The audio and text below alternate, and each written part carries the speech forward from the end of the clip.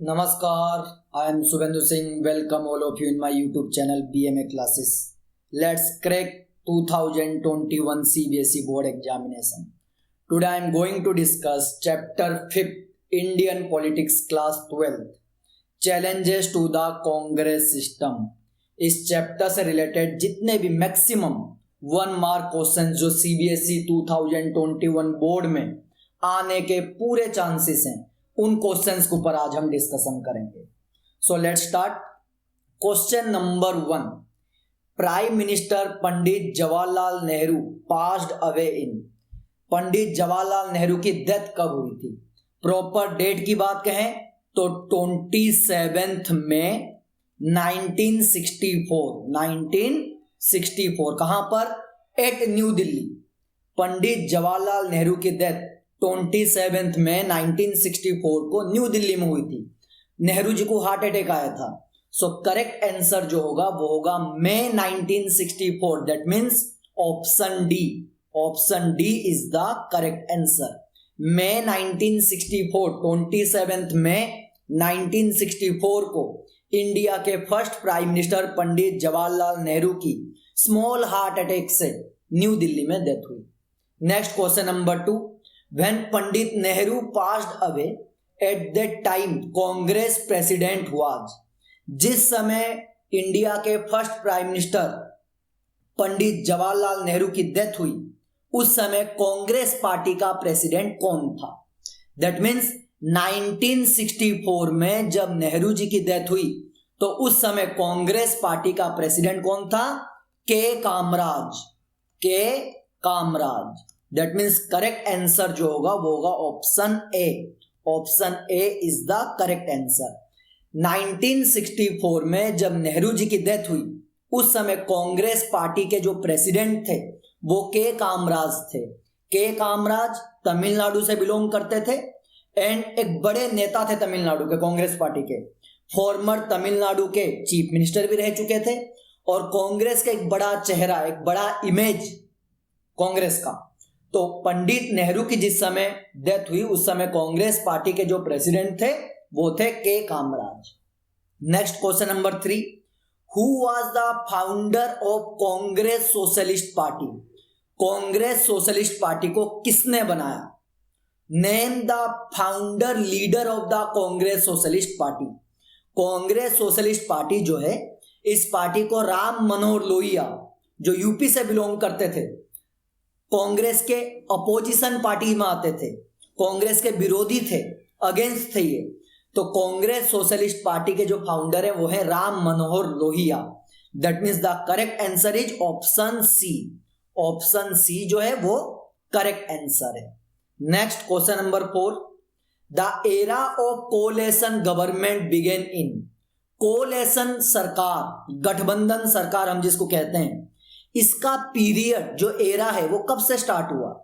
The period of coalition government started in. Question में पूछा जा रहा है कि भारत में इंडियन पॉलिटिक्स में कोलेशन गवर्नमेंट का पीरियड कब से शुरू हुआ? दैट मीन्स गठबंधन सरकार जो है उसका पीरियड कब से शुरू हुआ?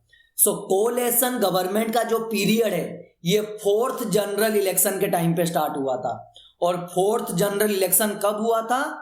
4th जनरल इलेक्शन 1967 में हुआ था. 4th general election. इसी इलेक्शन में कांग्रेस पार्टी कई सारे स्टेट्स में हार गई थी इलेक्शन. तो द करेक्ट आंसर जो होगा वो होगा ऑप्शन डी. ऑप्शन डी जो है वो करेक्ट आंसर है. 1967 में इंडिया में 4th जनरल इलेक्शन था और इसी इलेक्शन में कांग्रेस पार्टी 7 स्टेट्स में हार गई थी. और उन 7 स्टेट्स में जिन्होंने सरकार बनाया था, गवर्नमेंट बनाया था, वो गवर्नमेंट किसने बनाया था? कोलेशन गवर्नमेंट बनाया गया था. सो कोलेशन पीरियड की शुरुआत जो है वो इंडिया में 1967 से ही माना जाता है. Next question number 5. Who was the leader of syndicate. Syndicate word का मीनिंग एग्जैक्टली क्या है? Syndicate means the old and powerful leader with in the Congress party. मतलब कांग्रेस पार्टी के अंदर जो बड़े बड़े सीनियर और पावरफुल लीडर थे उन्हीं के ग्रुप को ही सिंडिकेट कहा जाता है। सिंडिकेट मेंबर कांग्रेस पार्टी के वो नेता जो बहुत ओल्ड एंड सीनियर लीडर थे, इन्हीं को ही सिंडिकेट कहा जाता है। क्वेश्चन में 4 ऑप्शन दिए गए हैं हमें। Option A K Kamaraj, option B N Sanjiva Reddy, option C S K Patil and option D all of these.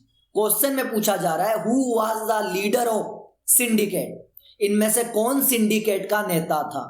के कामराज भी सिंडिकेट के लीडर थे बिकॉज ये कांग्रेस के बड़े नेता सीनियर लीडर थे।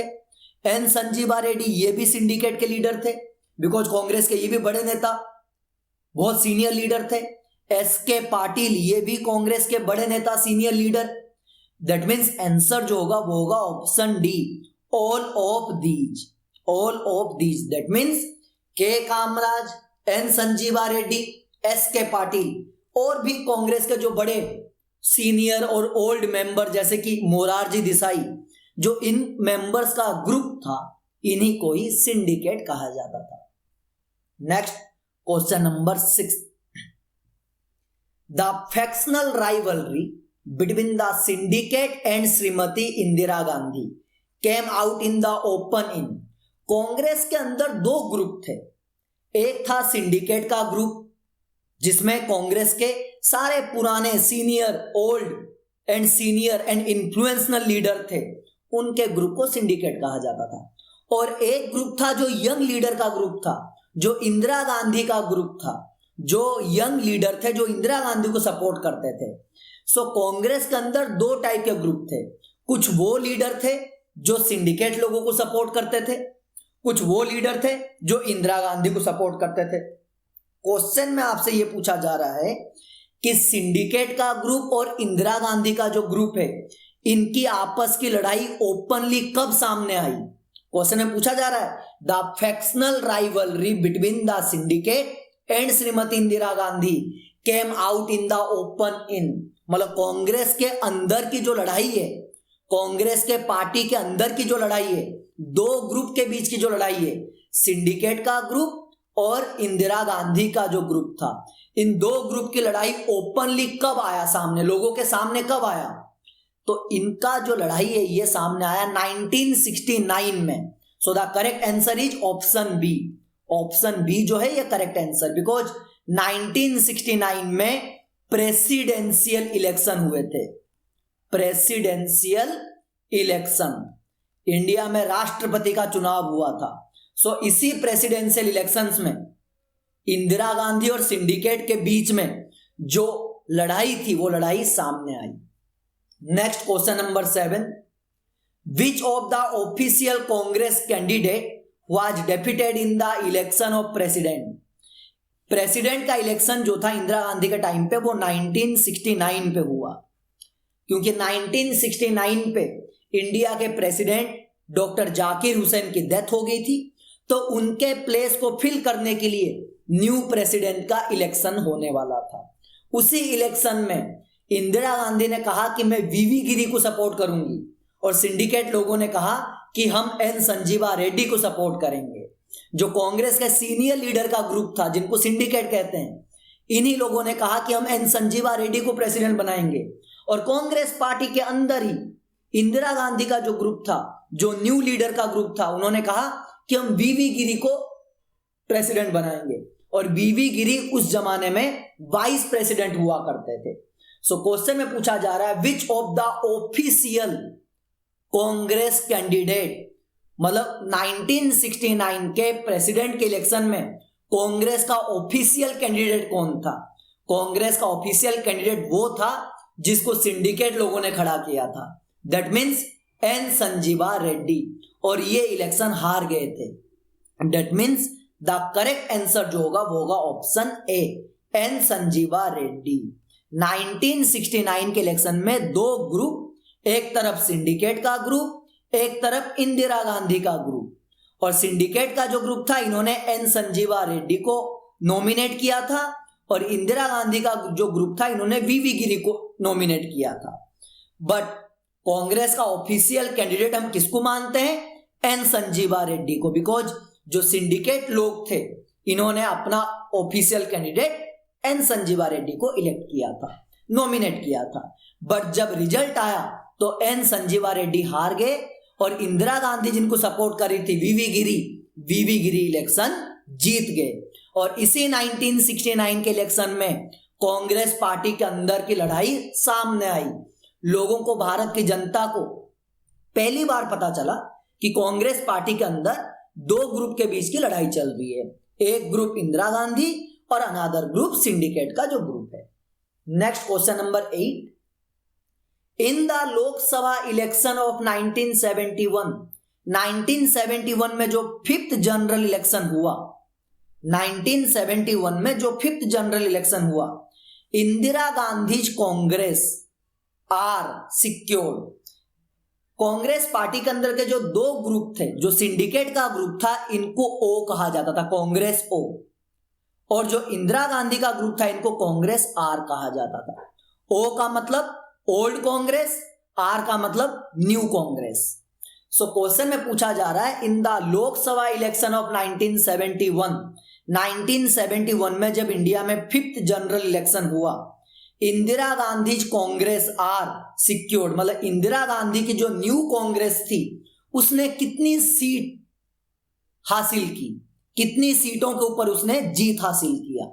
सो द करेक्ट आंसर जो होगा वो होगा ऑप्शन डी 352, ऑप्शन डी 352।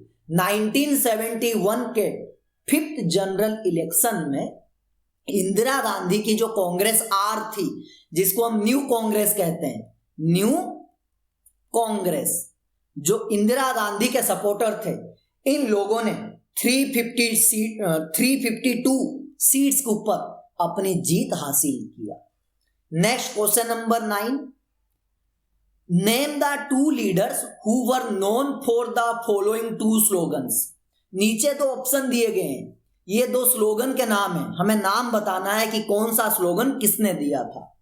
जय जवान जय किसान, ये नारा, ये जो स्लोगन है किसने दिया था? सो आंसर होगा जय जवान जय किसान का जो स्लोगन है ये लाल बहादुर शास्त्री जी ने दिया था, इंडिया के सेकंड प्राइम मिनिस्टर। और कब दिया था? During Indo Pak war, during Indo Pak war, Indo Pak war in 1965 में नेहरू जी की डेथ के बाद इंडिया के सेकंड प्राइम मिनिस्टर जो थे वो थे लाल बहादुर शास्त्री। और इन्होंने 1965 में जिस समय इंडिया और पाकिस्तान की लड़ाई हो रही थी उस समय ये नारा दिया था। कौन सा नारा? जय जवान जय किसान। नेक्स्ट, गरीबी हटाओ का नारा किसने दिया? गरीबी हटाओ का नारा जो है ये इंदिरा गांधी जी ने दिया था 1971 के इलेक्शन में। जब 1971 में इंडिया का फिफ्थ जनरल इलेक्शन हो रहा था तो उस समय इंदिरा गांधी ने नारा दिया था गरीबी हटाओ। 1971 के फिफ्थ जनरल इलेक्शन में इंदिरा गांधी जी ने नारा दिया था। Next question number 10, which were two major challenges that the country faced during the Lal Bahadur Shastri's brief prime ministership? लाल बहादुर शास्त्री जी जब देश के प्राइम मिनिस्टर थे, हम एक बात के ऊपर डिस्कस कर लेते हैं कि लाल बहादुर शास्त्री जी जो थे ये 1964 में नेहरू जी की डेथ हुई, उनके बाद इंडिया के second prime minister Lal Bahadur Shastri जी को बनाया गया। ये ओनली 2 ईयर्स ही, सिर्फ 2 साल ही देश के प्राइम मिनिस्टर रहे, बिकॉज 1966 में इनकी डेथ हो गई। सो लाल बहादुर शास्त्री जी बहुत शॉर्ट पीरियड के लिए, for a short period, only 1964 से 1966 तक ये देश कंट्री के प्राइम मिनिस्टर रहे, ओनली 2 ईयर्स के लिए, और 1966 में इनकी डेथ हो गई। सो क्वेश्चन में ये पूछा जा रहा है which were 2 major challenges that the country faced during Lal Bahadur Shastri prime ministership. मतलब जब लाल बहादुर शास्त्री जी देश के प्रधानमंत्री थे उस समय इंडिया की 2 सबसे बड़े चैलेंजेस, 2 सबसे बड़ी समस्याएं, जो 2 सबसे बड़े प्रॉब्लम्स थे, वो प्रॉब्लम कौन कौन से थे? फर्स्ट प्रॉब्लम तो था ड्रॉट एंड फूड क्राइसिस, सूखा पड़ गया था। 1964 से 66 के बीच में, इन 2 इयर्स के बीच में इंडिया में क्या हो गया? सूखा पड़ गया और फूड क्राइसिस, खाने का शॉर्टेज हो गया, खाने पीने के जो सामान थे फूड शॉर्टेज हो गया। सेकंड चैलेंज क्या था? पाकिस्तान अटैक्ड जम्मू एंड कश्मीर इन अगस्त 1965 और इसी पीरियड में, इसी लाल बहादुर शास्त्री जी के पीरियड में जब ये प्राइम मिनिस्टर थे, इंडिया और पाकिस्तान का वॉर भी हुआ 1965 में। सो ये 2 सबसे बड़े चैलेंजेस हमारे लिए जब शास्त्री जी देश के प्राइम मिनिस्टर थे। Next question number 11। Question number 11 में सिंपल क्वेश्चन है, in which year was the 5th general election to Lok Sabha held? कौन से ईयर इंडिया में 5th जनरल इलेक्शन हुआ? सिंपल आंसर अभी हमने डिस्कस किया था 1971। 1971 में इंडिया में 5th जनरल इलेक्शन जो है वो हुआ।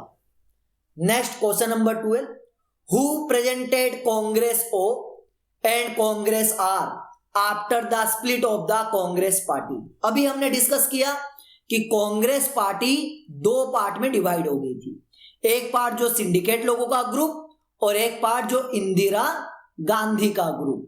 जो सिंडिकेट लोगों का ग्रुप था इसको कांग्रेस ओ कहा जाता था और जो इंदिरा गांधी का ग्रुप था उसको कांग्रेस आर कहा जाता था। O means organisation, R means requisitionist. Basically हम इसको O means old Congress, R means new Congress भी कहते हैं। सो क्वेश्चन में पूछा जा रहा है, who presented Congress O and Congress R after the split of the Congress party? Congress party के अंदर कांग्रेस ओ को कौन रिप्रेजेंट करता था एंड कांग्रेस आर को कौन रिप्रेजेंट करता था? सो बेसिकली कांग्रेस ओ जो था इसके रिप्रेजेंटेड कौन थे? सिंडिकेट, जो भी ओल्ड सीनियर लीडर थे कांग्रेस पार्टी के अंदर, जो विद इन कांग्रेस पार्टी के अंदर जो भी old and influential and senior leader का ग्रुप था उनको सिंडिकेट कहा जाता था और उन्हीं के ग्रुप को कांग्रेस ओ कहा जाता था, जिसके नेता कौन थे? मोरारजी देसाई, जो कांग्रेस के बड़े senior leader. And Congress R जिसको हम रिक्यूजनिस्ट कहते हैं, बेसिकली न्यू कांग्रेस, इनको कौन रिप्रेजेंट करता था? इनको रिप्रेजेंट करता था इंदिरा गांधी। मतलब इस पार्टी की जो लीडर थी, इस ग्रुप की जो लीडर थी, कांग्रेस के अंदर का जो कांग्रेस आर था जिसको कांग्रेस रिक्यूजनिस्ट कहते हैं, जिसको न्यू कांग्रेस कहते हैं, इनके जो लीडर थे वो थे Indira Gandhi. Next question number 13, what is meant by the term syndicate? Syndicate किसको कहा जाता है? सिंपल आंसर अभी हमने काफी बार डिस्कस किया, in the Indian National Congress there was a group of senior leaders which was known as the syndicate.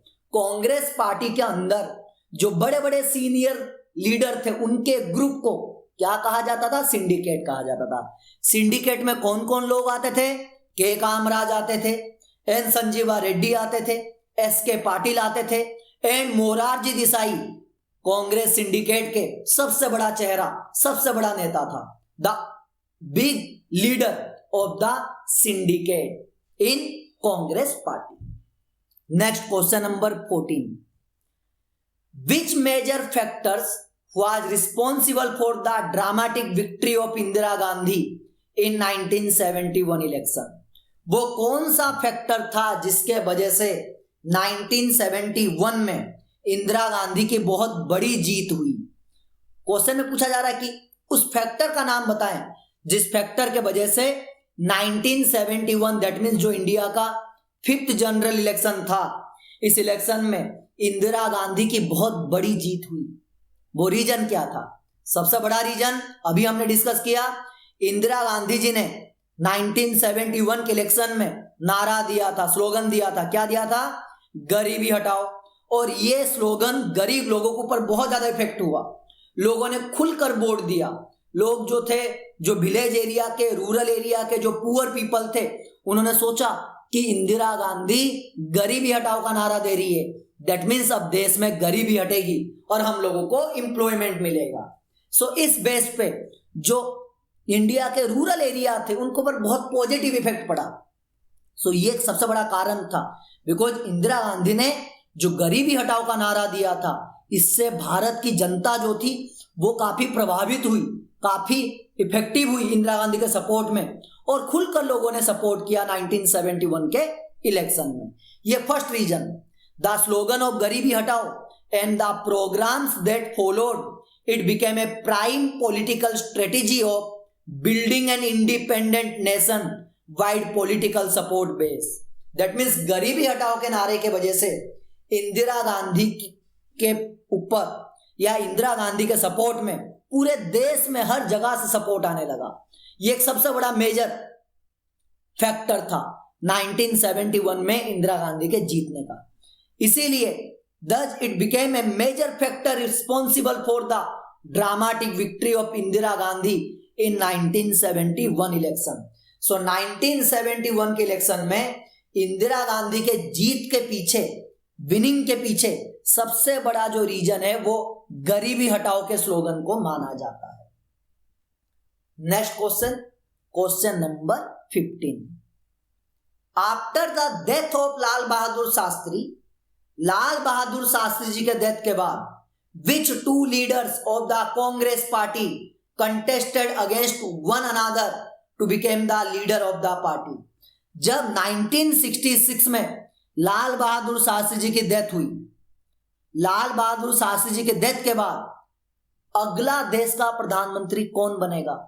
Who after Shastri. That means जब 1966 में लाल बहादुर शास्त्री जी की डेथ हुई, उनके बाद इंडिया का थर्ड प्राइम मिनिस्टर कौन बनेगा? Who after Shastri. इस क्वेश्चन के पीछे लड़ाई हुई किस किस के बीच में? इंदिरा गांधी और मोरारजी देसाई के बीच में। क्वेश्चन में यही पूछा जा रहा है आपसे कि after the death of Lal Bahadur Shastri ji के डेथ के बाद उन दो नेताओं का नाम बताओ। Name the two leaders of the Congress party. Congress party के टू लीडर्स के नाम बताओ जो आपस में लड़ गए, भिड़ गए। क्यों लड़े? क्योंकि हर एक दूसरे को प्रधानमंत्री बनना था। तो वो कौन से दो नेता थे जो शास्त्री जी के डेथ के बाद इंडिया का नेक्स्ट प्राइम मिनिस्टर बनना चाहते थे?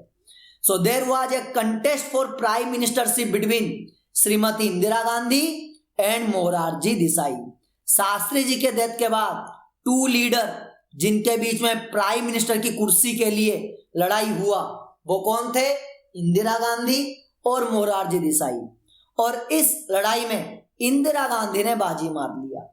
श्रीमती इंदिरा गांधी डिफीटेड मोरारजी देसाई। इंदिरा गांधी ने मोरारजी देसाई को हरा दिया। और कांग्रेस के ज्यादातर जो एमपी थे, ज्यादातर मैक्सिमम जो कांग्रेस के मेंबर ऑफ पार्लियामेंट थे, उन्होंने इंदिरा गांधी को सपोर्ट किया और मोरारजी देसाई देश के नेक्स्ट प्राइम मिनिस्टर नहीं बन पाए। और खुद कांग्रेस पार्टी के प्रेसिडेंट के कामराज, वही के कामराज जिन्होंने नेहरू जी की डेथ के बाद लाल बहादुर शास्त्री जी को देश का प्राइम मिनिस्टर बनाया था, अब शास्त्री जी के डेथ के बाद उन्होंने ही इंदिरा गांधी को प्राइम मिनिस्टर की कुर्सी तक पहुंचाया और मोरारजी देसाई को सपोर्ट नहीं किया। सो टू लीडर शास्त्री जी की डेथ के बाद जिन्होंने आपस में लड़ाई लड़ी ताकि प्राइम मिनिस्टर बन सके। First one is Shrimati Indira Gandhi and the second one is Morarji Desai. Next question number 16। Matching the following, match करना है। ओके, सबसे फर्स्ट हम इजी वाले को देखेंगे।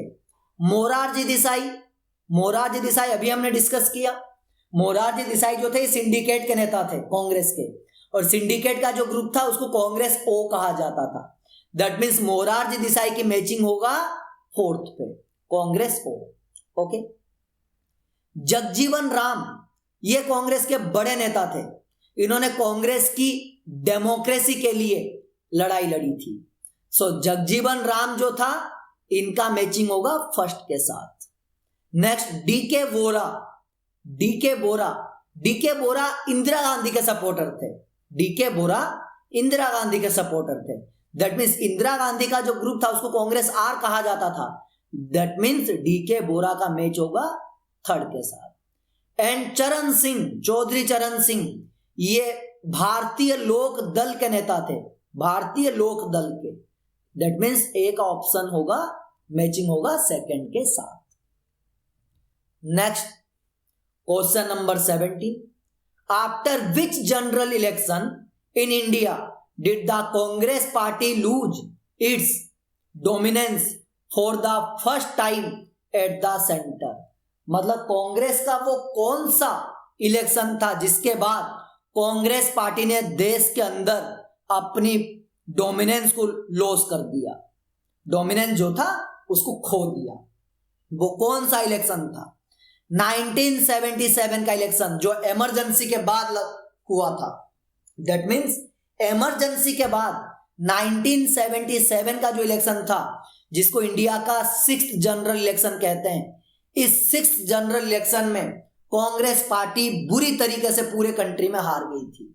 सो ये वो इलेक्शन था जिस इलेक्शन में कांग्रेस पार्टी ने देश के अंदर जो अपना डोमिनेंस, जो अपना कंट्रोल था, उस कंट्रोल को खो दिया। और पहली बार कांग्रेस पार्टी सेंट्रल गवर्नमेंट में हार गई। इसका मतलब इंदिरा गांधी प्राइम मिनिस्टर के इलेक्शन में हार चुकी थी। सो 1977 का इलेक्शन जो इमरजेंसी के बाद हुआ। Next question number 18, name the 2 main contenders who contested the election for the post of president of India in 1969। हमने अभी डिस्कस किया डॉक्टर जाकिर हुसैन जो प्रेसिडेंट थे 1968 के टाइम पे, उनकी डेथ हो गई और उनकी डेथ के बाद उनके प्लेस को फिल करने के लिए इलेक्शन हुआ 1969 में।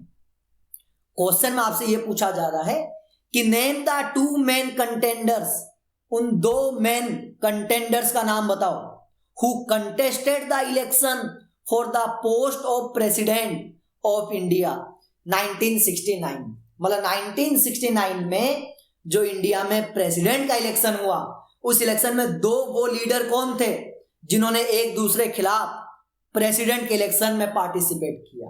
हम सबको पता है, अभी भी हमने डिस्कस किया था, डॉक्टर नीलम संजीवा रेड्डी, जिनको हम एन संजीवा रेड्डी कहते हैं, इनको सिंडिकेट लोग सपोर्ट कर रहे थे और वीवी गिरी इनको इंदिरा गांधी सपोर्ट कर रही थी। और जब इलेक्शन का रिजल्ट आया तो एन संजीवा रेड्डी हार गए और वीवी गिरी इलेक्शन जीत चुके थे। दैट मीन्स जो 2 लीडर्स थे जिन्होंने 1969 के प्रेसिडेंट के इलेक्शन में एक दूसरे के अगेंस्ट पार्टिसिपेट किया, वो थे doctor N Sanjiva Reddy and V V Giri. और इस इलेक्शन में एन संजीवा रेड्डी हार गए और वीवी गिरी जीत गए। और कांग्रेस का जो ऑफिशियल कैंडिडेट है, वो ऑफिशियल कैंडिडेट हम किसको मानते हैं?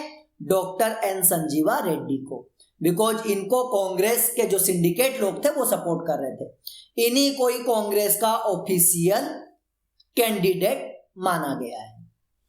Next question number 19, which of these statements about the 1967 election is are correct?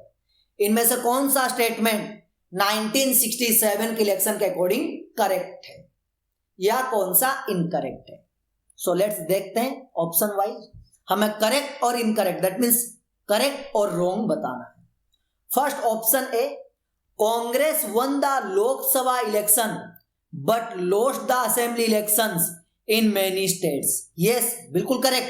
1967 में जब 4th जनरल इलेक्शन हुआ था कंट्री में, कांग्रेस ने लोकसभा में तो जीत गई थी, कांग्रेस पार्टी लोकसभा में मेजॉरिटी बना लिया था, जीत चुके थे, but lost the assembly elections in many state, but कई सारे स्टेट्स में हार गए थे। कितने स्टेट में? 7 स्टेट्स में हार गए थे। बिल्कुल सही, इसका मतलब ये जो है ये करेक्ट है। Next option B, Congress lost both Lok Sabha and assembly election. क्या 1967 के इलेक्शन में कांग्रेस लोकसभा और स्टेट इलेक्शन दोनों ही हार गई थी? No, Congress only state election हारी थी, लोकसभा इलेक्शन नहीं हारी थी। दैट मीन्स ये रॉन्ग है, ये स्टेटमेंट गलत है। Next C, Congress lost majority in the Lok Sabha but formed a coalition government with the support of some other parties। Statement में कहा गया कि कांग्रेस लोकसभा में अपनी मेजॉरिटी खो दिया था, मतलब मेजॉरिटी जितना आना चाहिए था कांग्रेस का आया नहीं था, बट कांग्रेस ने अनादर पार्टियों के साथ सपोर्ट में आके कोलेशन करके सरकार बना लिया। बिल्कुल सही। 1967 के इलेक्शन में इसी इलेक्शन को पॉलिटिकल अर्थक्वेक कहा जाता है। पॉलिटिकल अर्थक्वेक, पॉलिटिकल अर्थक्वेक कहा जाता है, बिकॉज आजादी के बाद फर्स्ट टाइम कांग्रेस इतने सारे स्टेट्स में हार गई थी, 7 स्टेट्स में हार गई थी कांग्रेस, और सेंटर में मेजॉरिटी नहीं आया था कांग्रेस का, बट अनादर पार्टियों की सपोर्ट से कांग्रेस ने सरकार बना लिया था। That means coalition government. So ये बिल्कुल सही कह रहा है, that means correct. Next option D, Congress retain power at the centre with an increase majority. क्या 1967 के इलेक्शन में कांग्रेस की मेजॉरिटी इंक्रीज हुई थी? No, wrong. 1967 के इलेक्शन में कांग्रेस को percentage of votes and percentage of seats का नुकसान हुआ था।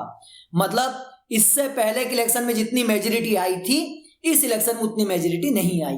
इसी वजह से कांग्रेस ने अनादर पार्टियों के साथ सपोर्ट में आने के लिए कहा, और उन पार्टियों के सपोर्ट से इंदिरा गांधी ने दोबारा प्राइम मिनिस्टर की कुर्सी को संभाल लिया। दैट मीन्स ये गलत ऑप्शन है, that means wrong.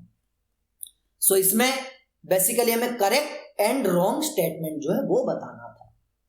Next question number 20, matching the following. Match करते हैं। सबसे फर्स्ट सिंडिकेट। सिंडिकेट को आप क्या कहोगे? सिंपल सी बात है, a group of powerful and influential leaders within the Congress. Congress party के अंदर के जो पावरफुल और बड़े सीनियर लीडर का ग्रुप था, इन्हीं को ही सिंडिकेट कहा जाता था।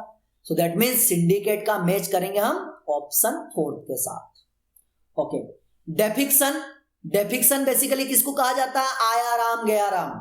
जो इंसान कई बार पार्टी चेंज करता है, सपोज करो कांग्रेस से बीजेपी में गया, देन आफ्टर बीजेपी से आम आदमी पार्टी में आया, फिर आम आदमी पार्टी से बीजेपी में आ गया।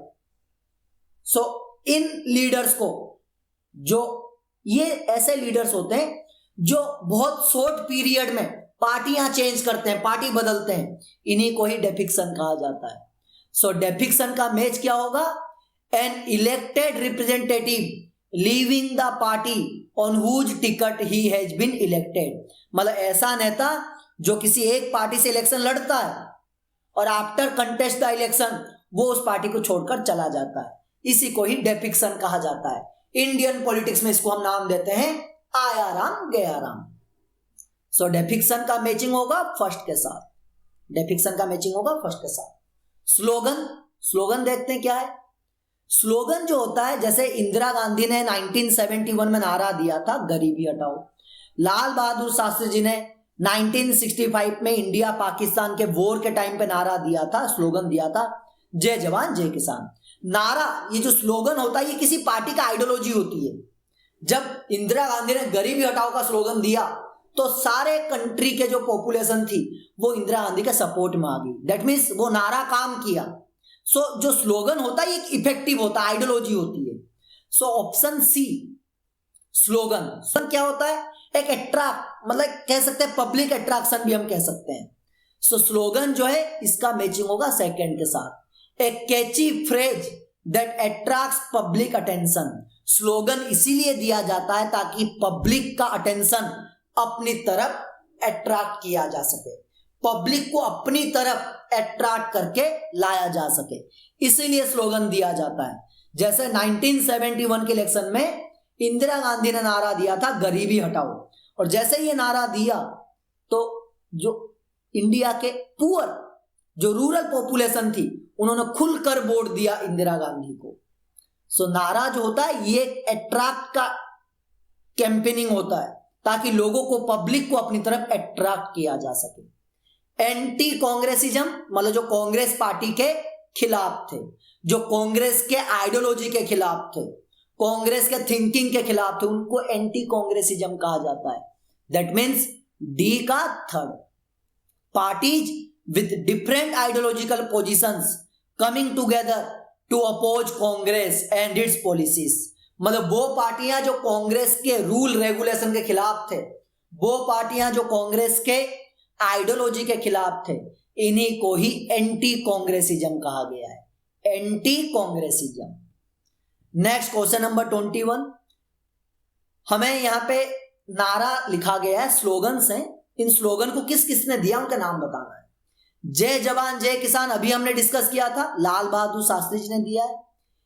गरीबी हटाओ, इनको भी अभी हमने डिस्कस किया, इंदिरा गांधी जी ने दिया था 1971 के इलेक्शन में।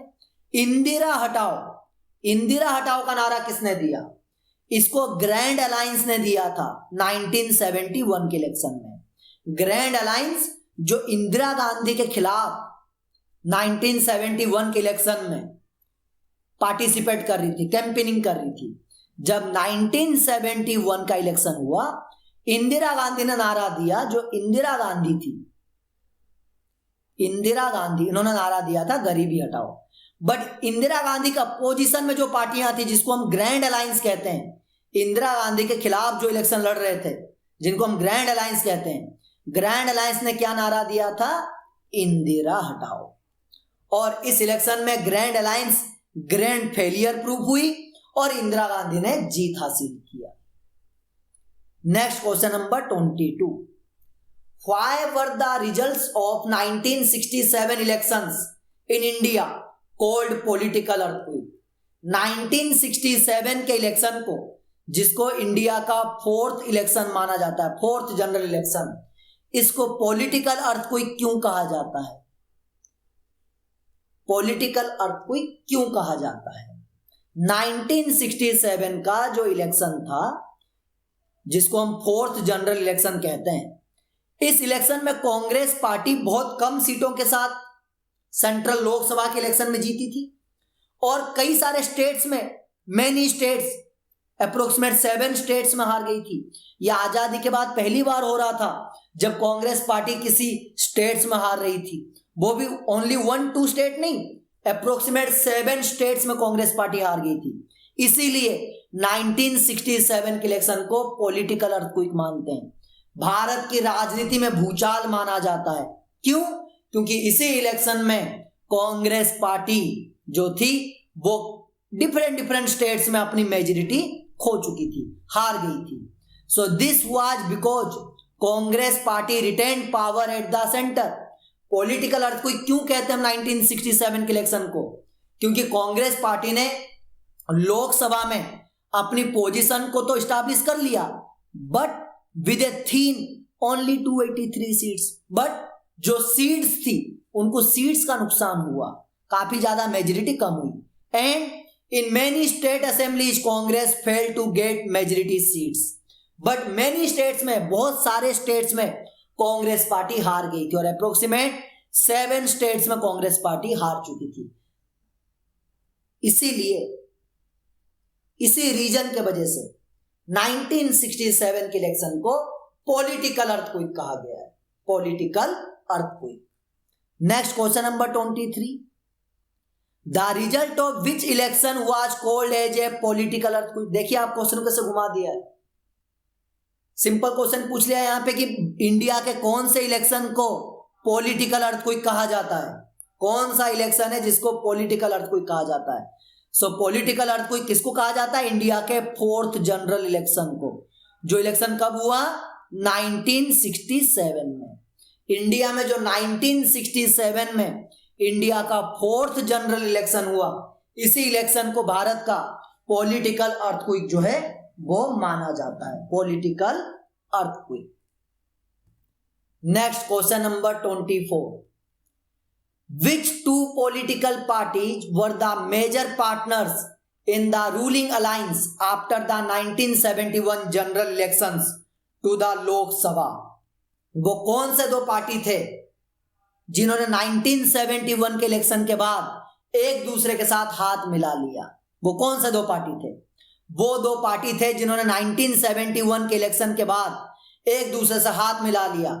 Congress R, that means Indira Gandhi के जो सपोर्टर वाली कांग्रेस थी वो, and Communist Party of India, जिसको हम क्या कहते हैं? सीपीआई। ये दो ऐसी पार्टियां थी जिन्होंने 1971 के इलेक्शन के बाद एक दूसरे से हाथ मिला लिया।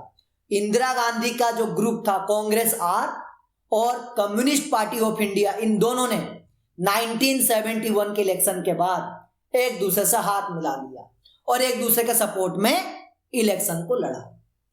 Next question number 25, what do the following relate to? Okay, first Jai Jawan Jai Kisan, हम सबको पता है 1965 ड्यूरिंग इंडो पाक वॉर, जब इंडिया पाकिस्तान की लड़ाई हो रही थी, इंडिया के सेकंड प्राइम मिनिस्टर उस टाइम पे, at that time Indian prime minister Lal Bahadur Shastri दिया था, गेव ए स्लोगन जय जवान जय किसान। Next option B, garibi hatao. We know that during 5th general election Lok Sabha जो 1971 में हुआ, 5th जनरल इलेक्शन लोकसभा 1971 के टाइम पे prime minister Indira Gandhi gave a very famous slogan गरीबी हटाओ। 1971 में जब इंडिया में 5th जनरल इलेक्शन हुआ लोकसभा का, इसी इलेक्शन के टाइम पे इंदिरा गांधी ने स्लोगन दिया था गरीबी हटाओ। नेक्स्ट, इंदिरा हटाओ। इसी 5th जनरल इलेक्शन में जो इंदिरा गांधी के अगेंस्ट जो ग्रैंड अलायंस, इंदिरा गांधी का अपोजिशन पार्टीज का जो ग्रुप था जिसको हम ग्रैंड अलायंस कहते हैं, इसी 1971 के इलेक्शन में इंदिरा गांधी के अगेंस्ट जो अपोजिशन पार्टीज का ग्रुप था, अपोजिशन पार्टीज का जिनको हम ग्रैंड अलायंस कहते हैं, इनका जो स्लोगन था वो था इंदिरा हटाओ। दैट मीन्स 1971 के इलेक्शन में इंदिरा गांधी ने जो स्लोगन दिया था वो दिया था गरीबी हटाओ, और इंदिरा गांधी का अपोजिशन में जो पार्टियां थी उन्होंने स्लोगन दिया था Indira hatao. Next option D, grand alliance.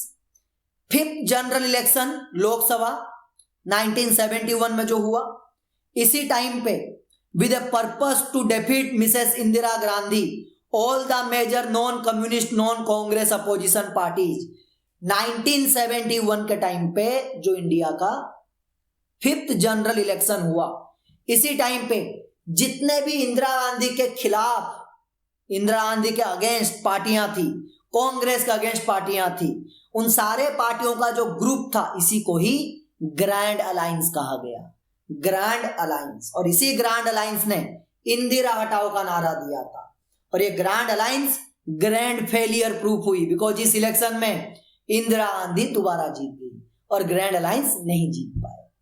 Next question number 26, what does आया राम गया Ram stand for Indian politics? आया राम गया राम किसे कहा जाता है? बेसिकली अभी हमने डिस्कस किया था डेफिक्शन। डेफिक्शन, इंडियन पॉलिटिक्स में कोई ऐसा लीडर, कोई ऐसा नेता जो मोर देन 1 टाइम्स या मोर देन 2 टाइम्स अपनी पार्टी चेंज करता है, इसी को ही डेफिक्शन कहा जाता है। और इंडियन पॉलिटिक्स में इसका नाम दिया गया है आया राम गया राम। ये एग्जाम्पल किसके लिए दिया गया था? 4th जनरल इलेक्शन के टाइम पे जो 1967 में हुआ, उस टाइम पे ये नाम आया राम गया राम। ये नाम ओरिजिनेट हुआ। क्यों हुआ? बिकॉज हरियाणा का एक एमएलए थे जिनका नाम था गयालाल, हरियाणा। इन्होंने 1967 के टाइम पे कई बार thrice changed his party thrice, मतलब इन्होंने 3 बार अपनी पार्टियां चेंज कर दी इन ए शॉर्ट पीरियड।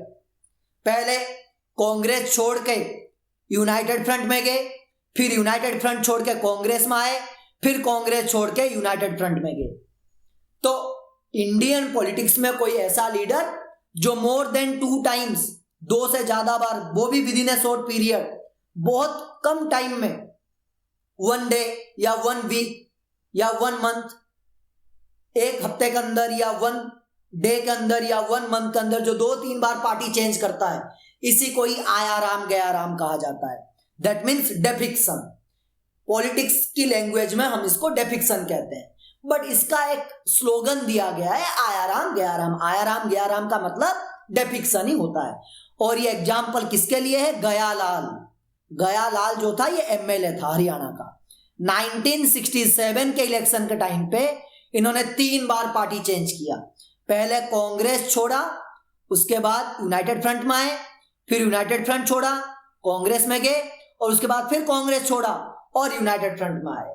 सो इन्हीं को ही डेफिक्शन कहा गया है। याद रखिएगा आप लोग। गयालाल ये एमएलए थे हरियाणा के। इन्होंने कई बार, मोर देन 2 टाइम्स उन्होंने पार्टी चेंज किया था। और डेफिक्शन की जो स्टार्टिंग है ये 1967 से होती है। 1967 से ही डिपिक्शन की स्टार्टिंग जो है वो होती है। नेक्स्ट क्वेश्चन नंबर 27, आपको एक कार्टून दिया गया है, इमेज आप देख सकते हो, ये इमेज है। इस इमेज में नाम दिया गया है आया राम गया राम। आपको इमेज के अकॉर्डिंग भी क्वेश्चन आएंगे। सो सिंपल सी बात है, आया राम गया राम जो है डिपिक्शन को इंडिकेट करता है। क्वेश्चन में क्या कह रहा है? फर्स्ट ऑप्शन है to which year does the cartoon refer. ये कार्टून कौन से ईयर रेफर कर रहा है? आया राम गया लाल के लिए है जो हरियाणा का एमएलए था, और ये डिपिक्शन इसकी स्टार्टिंग कब हुई? 1967 में। तो फर्स्ट का आंसर होगा 1967, बिकॉज ये कार्टून 1967 के पीरियड को क्या कर रहा है? रेफर कर रहा है।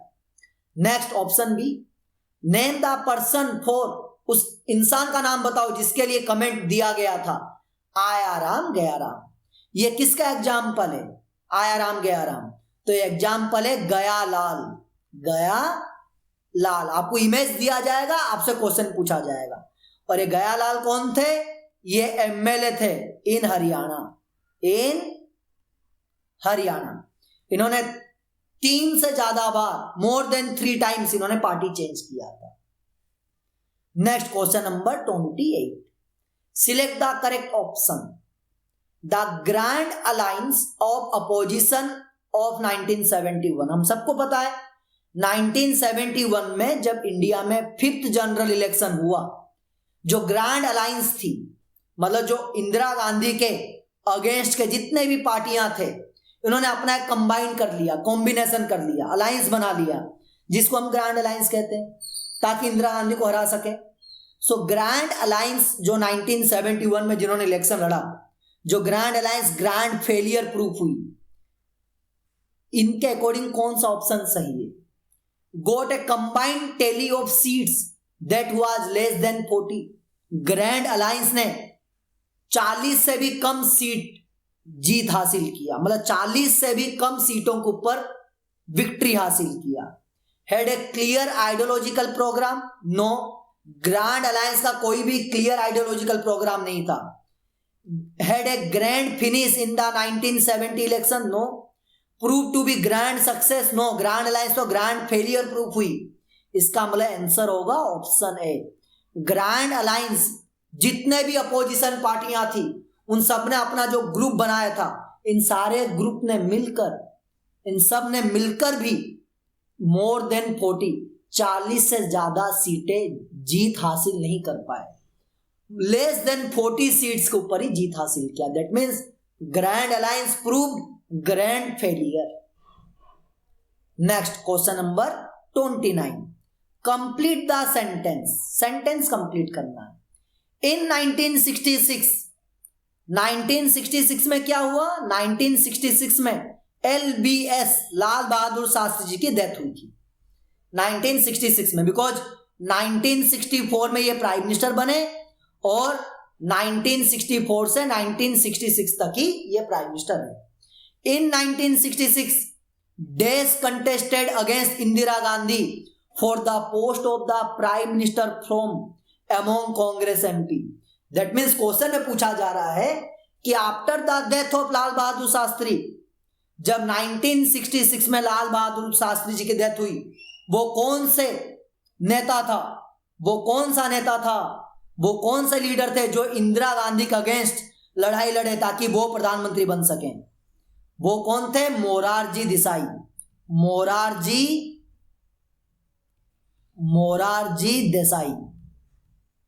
मोरारजी देसाई ये कांग्रेस पार्टी के बड़े सीनियर नेता थे। ये खुद प्रधानमंत्री बनना चाहते थे। After the death of Shastri, Morarji Desai खुद प्रधानमंत्री बनना चाहते थे, इसीलिए इन्होंने इंदिरा गांधी के खिलाफ लड़ाई लड़ी। बट जीता कौन? इंदिरा गांधी जीती और मोरारजी देसाई हार गए। Next question number 30, correct and rewrite. Statement है, हमें करेक्ट करना है स्टेटमेंट को। Congress O was represented Indira Gandhi. No, सब कुछ सही है, बिकॉज हमने अभी डिस्कस किया था कांग्रेस पार्टी 2 ग्रुप में बट गया था। एक ग्रुप था सिंडिकेट का ग्रुप, अनादर ग्रुप था इंदिरा गांधी का ग्रुप। और सिंडिकेट के ग्रुप को कांग्रेस ओ कहा जाता था, इंदिरा गांधी के ग्रुप को कांग्रेस आर कहा जाता था। That means Congress O was represented by Indira Gandhi, no, ये गलत है, इसको कट करना है और हमें ये लिखना है Congress O was represented bye, Congress ओ जो सिंडिकेट का ग्रुप था इसके लीडर कौन थे, मोरारजी देसाई। बाकी स्टेटमेंट सही रहेगा, इंदिरा गांधी को रिप्लेस करके Morarji Desai, Morarji Desai. Next question number 31, name the person, इंसान का नाम लिखना है। The leader of East Pakistan arrested by Pakistani army which led to the war of 1971। हम सबको पता है 1971 में इंडिया पाकिस्तान की लड़ाई हुई बांग्लादेश को लेकर, दैट मीन्स ईस्ट पाकिस्तान को लेकर, और इंडिया ने ईस्ट पाकिस्तान को आजाद करवाया और उसको एक इंडिपेंडेंट कंट्री बांग्लादेश बनाया। बट 1971 में वो कौन से लीडर थे ईस्ट पाकिस्तान के, जिसको नाम हम बांग्लादेश कहते हैं, ईस्ट पाकिस्तान के वो कौन से लीडर थे जिनको पाकिस्तान के आर्मी ने अरेस्ट कर लिया था? शेख मुजीबुर रहमान। शेख मुजीबुर रहमान जो थे ये ईस्ट पाकिस्तान के आजादी के बहुत बड़े स्ट्रगलर थे, आजादी के लिए बहुत ज्यादा स्ट्रगल कर रहे थे। ये चाहते थे ईस्ट पाकिस्तान को पाकिस्तान से अलग कर दिया जाए और एक इंडिपेंडेंट कंट्री बनाया जाए, और इन्हीं को ही पाकिस्तान की आर्मी ने अरेस्ट कर लिया था। बट जब बाद में इंडिया पाकिस्तान का वॉर हुआ और हमने ईस्ट पाकिस्तान को आजाद करवा के बांग्लादेश बनाया, तो बांग्लादेश के जो फर्स्ट प्रेसिडेंट थे वो भी यही थे, शेख मुजीबुर रहमान। इनको बांग्लादेश का फाउंडर माना जाता है। Next question number 32, name the person who, यहां पे भी पर्सन का नाम बताना है। Is the founder of PPP. PPP means Pakistan People Party, Pakistan की एक पार्टी का नाम है Pakistan People Party. Is title as Quaid-e Awam. Question में पूछा जा रहा है कि पीपीपी का फाउंडर कौन है, जिनको पाकिस्तान का कायदे आवाम भी कहा जाता है। पीपीपी मतलब पाकिस्तान पीपल्स पार्टी, इनका फाउंडर कौन है जिनको पाकिस्तान का कायदे आवाम भी कहा जाता है? सो आंसर है Zulfikar Ali Bhutto. Next, founder leader of Bangladesh. Bangladesh के फाउंडर लीडर किनको माना जाता है? बांग्लादेश के फाउंडर लीडर शेख मुजीबुर रहमान को माना जाता है। शेख मुजीबुर रहमान को बांग्लादेश का फाउंडर लीडर जो है वो माना जाता है।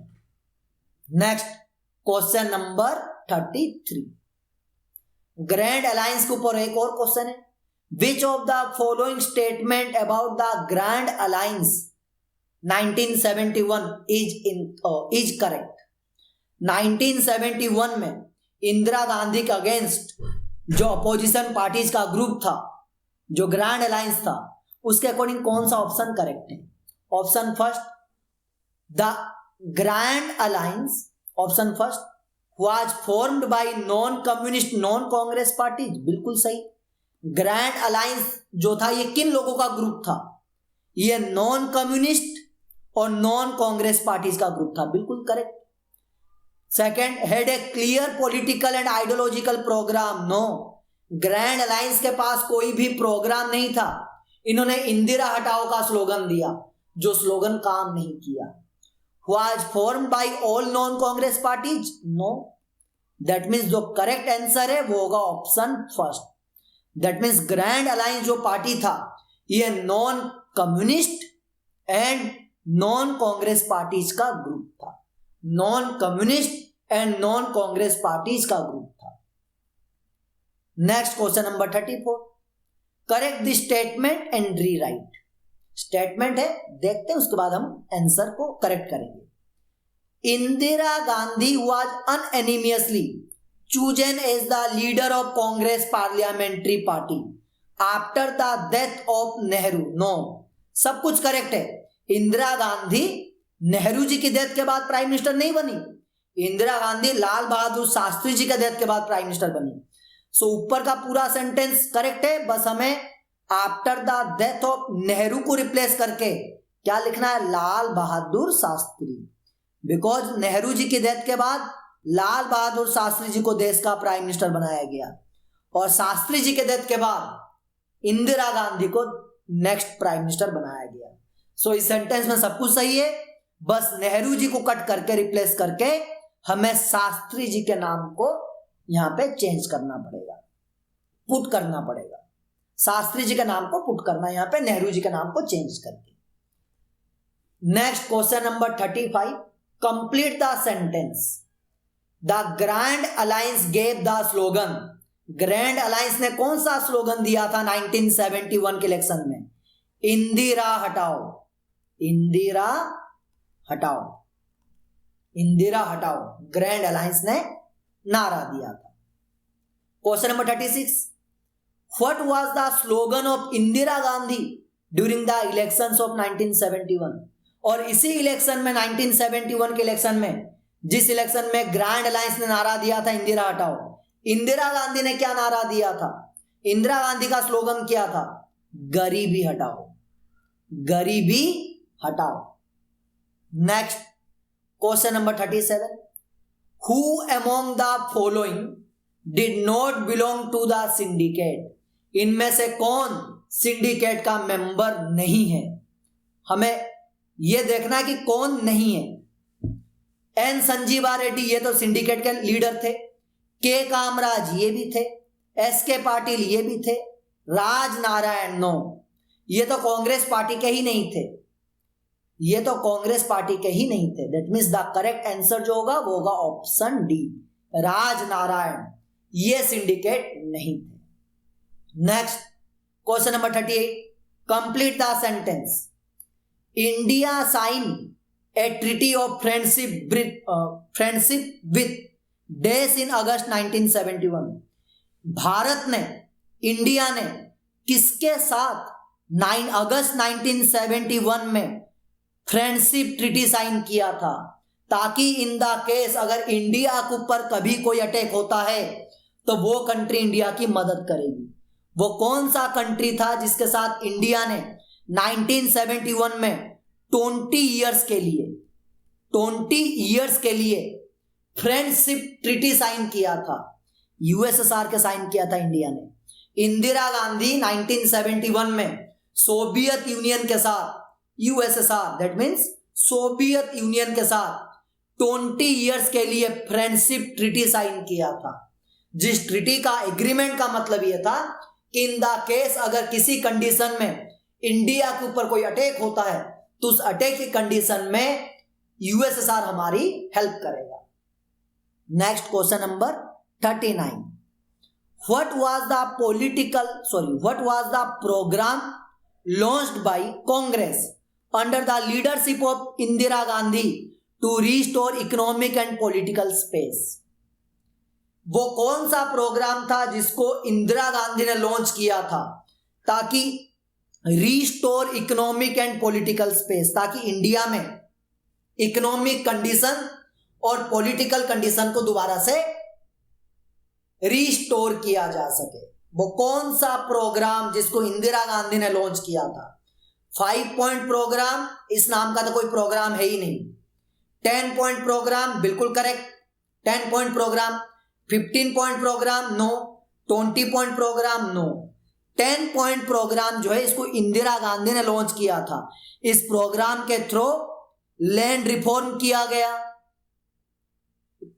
जो गरीब किसान थे, फार्मर्स थे, उनको लोन प्रोवाइड किया गया।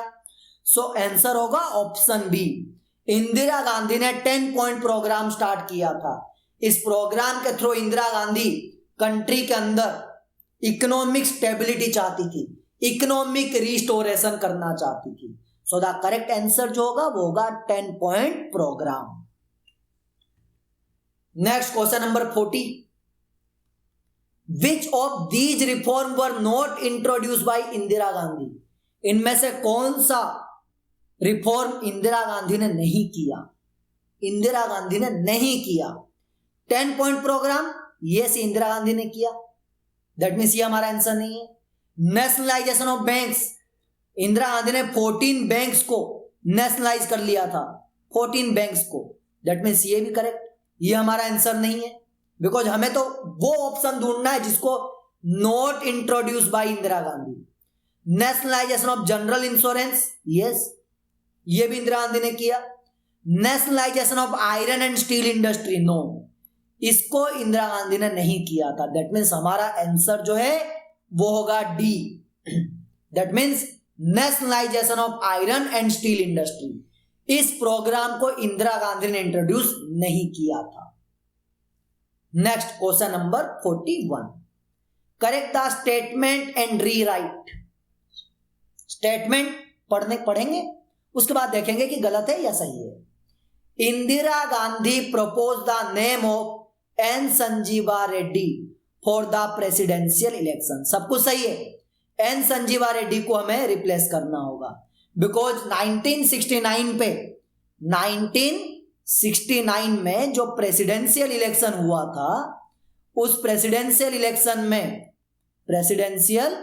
इलेक्शन में इंदिरा गांधी ने एन संजीवा रेड्डी को नहीं, वीवी गिरी को, इसका मतलब इनको रिप्लेस करके हमें इनके जगह पे वीवी गिरी, बिकॉज इंदिरा गांधी वीवी गिरी को सपोर्ट कर रही थी और एन संजीवा रेड्डी को कौन सपोर्ट कर रहे थे, सिंडिकेट लोग। तो इस सेंटेंस में सब कुछ सही है, हमें एन संजीवा रेड्डी के नेम के जगह पे वीवी गिरी का नाम पुट करना है।